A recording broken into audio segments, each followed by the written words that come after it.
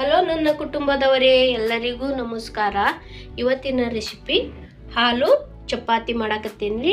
ಬರ್ರಿ ಅದಕ್ಕೆ ಏನೇನು ಬೇಕಂತ ನೋಡ್ಕೊಳ್ಳೋಣ.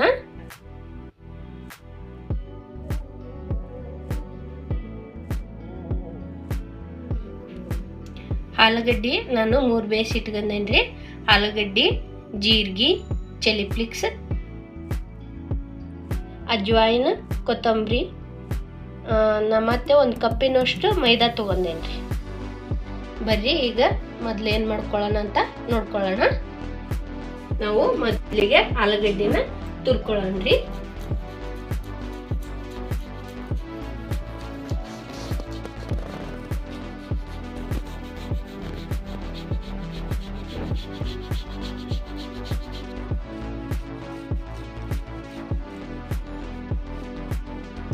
ಈಗ ನಾವೆಲ್ಲ ಆಲೂಗಡ್ಡಿನ ತುರಿದ್ವಿ. ಈಗ ಇದಕ್ಕೆ ಮೈದಾ ಹಾಕ್ಕೊಳ್ಳೋಣ್ರಿ. ನಾನೀಗ ಮೈದಾ ಹಾಕ್ಕೊತೀನಿ. ಈಗ ಮೈದಾ ಇಟ್ಟು ಇದಕ್ಕೆ ಇಷ್ಟು ಹಾಕ್ಕೊಳಕತ್ತೀನಿ. ಈಗ ಕೊತ್ತಂಬರಿ ಹಾಕ್ಕೊಳಕತ್ತೀನಿ. ಈಗ ಜೀರಿಗೆ, ಅಜ್ವಾಯಿನ, ಚಿಲ್ಲಿ ಫ್ಲೇಕ್ಸ್, ಇದಕ್ಕೆ ರುಚಿಗೆ ಎಷ್ಟು ಬೇಕಷ್ಟು ಉಪ್ಪು ಹಾಕ್ಕೊಳಕತ್ತೇನೆ. ನೋಡಿ, ನಾವು ಇದು ಕೊಟ್ಟ ನೀರು ಹಾಕ್ಕೋಬಾರ್ದು. ಯಾಕಂದ್ರೆ ನೀರು ಹಾಕಿದ್ವಿ ಅಂದ್ರೆ ಭಾಳ ತೆಳುವಾಗಿಬಿಡ್ತೈತಿ. ನಾವು ಆಲೂಗಡ್ಡಿನ ಬೇಯಿಸ್ಕೊಂಡ್ರೆ ಇರೋದ್ರಿಂದ ಆಲೂಗಡ್ಡಿ ಇಂತ್ರನ ನಾವೆಲ್ಲ ಚೆನ್ನಾಗಿ ಹಿಟ್ಟನ್ನು ಕಲಿಸ್ಕೋಬೇಕ್ರಿ. ಚಪಾತಿ ಹಿಟ್ಟಿನ ಅದಕ್ಕನ ಕಲಿಸ್ಕೋಬೇಕ್ರಿ.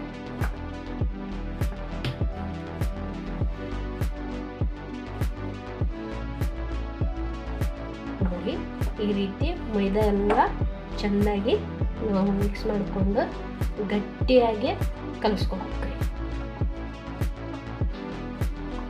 ನೋಡಿ, ಈ ರೀತಿಯಾಗಿ ನಾವು ಚಪಾತಿ ಹಿಟ್ಟು ಹೆಂಗೆ ಕಲಿಸಿರ್ತಾವಲ್ರಿ ಆ ರೀತಿ ನೋಡಿ ಈ ರೀತಿಯಾಗಿ ಕಲಿಸ್ಬೇಕು. ಇದಕ್ಕೆ ನಾನು ಸ್ವಲ್ಪ ಎಣ್ಣೆ ಹಾಕಿ ನೆನೆಯಾಕ ಬಿಡ್ತೇನೆ ರೀ. ಒಂದು 15 ನಿಮಿಷ ಇದು ನೆನಿತಂದ್ರೆ ನಾವು ಚಪಾತಿನ ಲಟ್ಟಿಸ್ಕೊಳ್ಳೋಣ್ರಿ. ಈಗ ಎಣ್ಣೆ ಹಾಕ್ತೇನೆ ನೋಡಿ. ಇಷ್ಟು ಎಣ್ಣೆ ಹಾಕಿದ್ರೆ ಸಾಕ್ರಿ.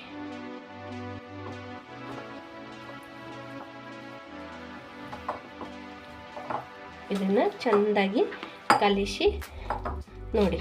ಇಷ್ಟು ಈ ರೀತಿಯಾಗಿ ಬಂದ್ರೆ ಸಾಕು. ಇಷ್ಟು ಗಟ್ಟಿ ನಾವು ಕಲಿಸೀವಿ. ಇದು 15 ನಿಮಿಷ ನೆಂದ್ರೆ ಸಾಕು. ನಾವು ಆಮೇಲೆ ಚಪಾತಿನ ಲಟ್ಟಿಸ್ಕೊಳ್ಳೋಣ್ರಿ. ನಾವೀಗ ಇದನ್ನ ಮುಚ್ಚನ್ರಿ ಒಂದು 15 ನಿಮಿಷ.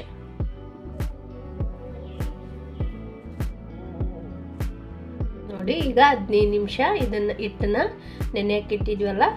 ಈಗ ನೋಡೋಣ. ನೋಡ್ರಿ, ಇಷ್ಟು ಸಾಫ್ಟಾಗಿ ನೆಂದತಿ. ಈಗ ಇವನ್ನ ನಾವು ಈ ರೀತಿ ಉಂಡೆಯಾಗಿ ಮಾಡ್ಕೊಳ್ಳೋಣ. ಈ ರೀತಿ ಉಂಡೆಯನ್ನ ಮಾಡ್ಕೊಳ್ಳೋಣ.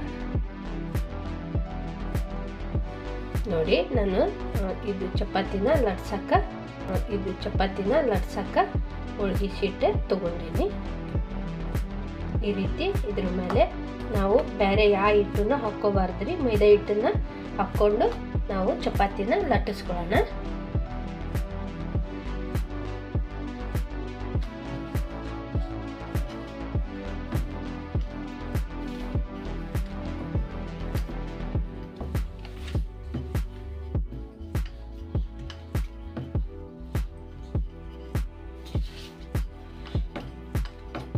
ನಾವು ಮಣಿ ಮೇಲೆ ಲಟ್ಟಿಸ್ಕೋಬಹುದು.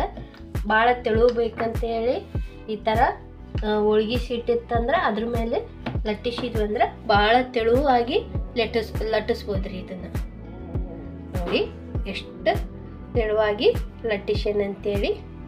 ಈಗ ಲಟ್ಟಿಸ್ಕೊಳ್ಳೋಣ. ನಾವೀಗ ಪ್ಯಾನ್ ಕಾಯಕ್ಕೆ ಇಟ್ಕೊಂಡೇವಿ. ಬರೀ ಈಗ ಬೇಯಿಸ್ಕೊಳ್ಳೋಣ.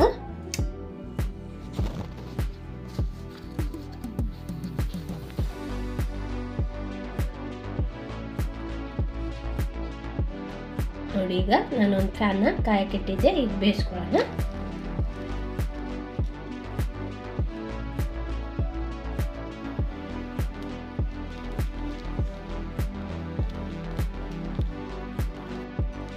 ನಾವೀಗ ಇನ್ನೊಂದು ಸೈಡನ್ನು ಹೊಳಿಸ್ಕೊಂಡು ಬೇಯಿಸೋಣ.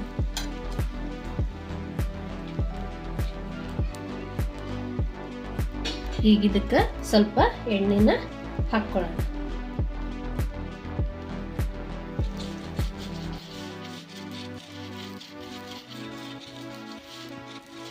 ನೋಡಿ, ನಾವು ಈ ರೀತಿಯಾಗಿ ಎಣ್ಣೆನ ಮ್ಯಾಲೆ ಹಚ್ಚಿದ್ವಿ ಅಂದ್ರೆ ಇನ್ನೂ ಚೆಂದಾಗಿ ಬರ್ತಾವ್ರಿ ಚಪಾತಿ. ನೋಡಿ, ನಾವು ಒಂದು ಸೈಡ್ ತಿರುವಿ ಹಾಕ್ಯಂದು ಎಣ್ಣೆ ಹಚ್ಕೊಂಡ್ವಿ. ಈಗ ಇನ್ನೊಂದು ಸೈಡ್ ತಿರುವಿ ಹಾಕಿ ಎಣ್ಣೆ ಹಚ್ಕೊಳ್ಳೋಣ. ಎರಡು ಸೈಡು ಎಣ್ಣೆ ಹಚ್ಕೊ.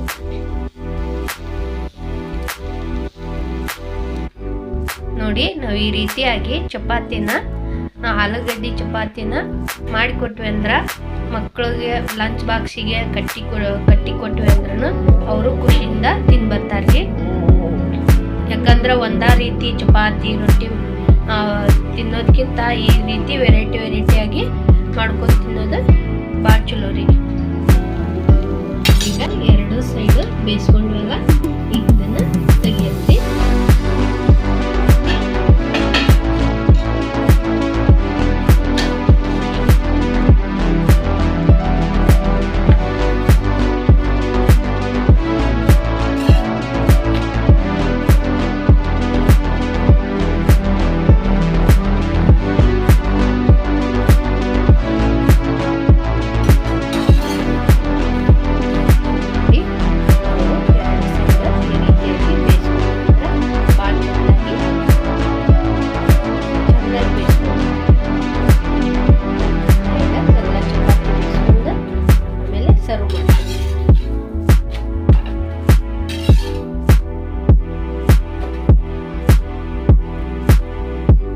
ನೋಡಿ, ಆಲೂ ಚಪಾತಿ ಈಗ ರೆಡಿ ಆದ್ವು.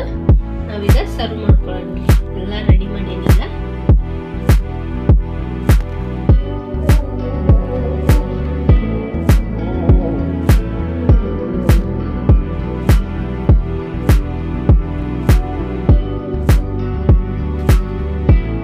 ನೋಡಿ, ನಾನು ಆಲೂ ಚಪಾತಿನ ದಾಲ್ ಜೊತೆ ಸರ್ವ್ ಮಾಡೀನಿ.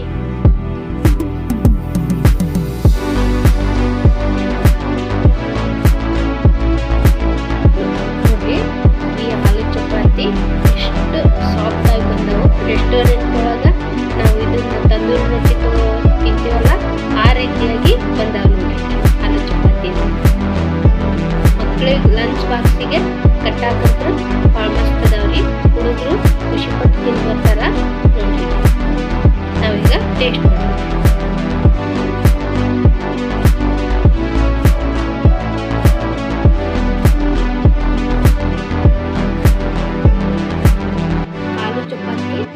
ಭಾಳ ಟೇಸ್ಟ್ ಆಗಿ ಬಂದವ್ರಿ.